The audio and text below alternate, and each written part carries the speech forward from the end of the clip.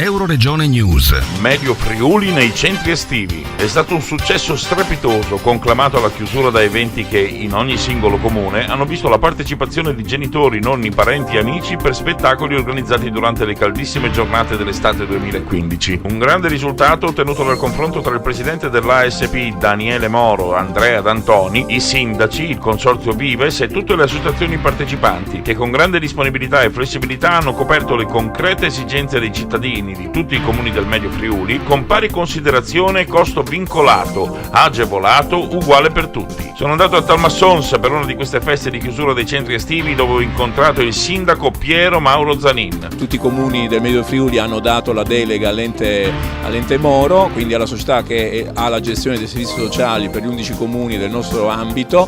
Bisogna dire che anche questo è stato un momento di crescita dell'intera Estate Ragazzi, perché si è organizzata in maniera uguale in tutti i comuni con una certa professionalità. Un ringraziamento va al coordinatore Emanuele Bazzo, che è oltre che essere una persona che crede molto nei ragazzi, è anche una persona molto preparata, e quindi questo connubio tra comunità, amministrazione comunale, ente Moro e anche Medio Friuli è stato sicuramente un connubio vincente. Dal Medio Friuli per Euroregione News, Marco Mascioli. I nostri servizi sono disponibili su internet all'indirizzo www.euroregionenews.eu.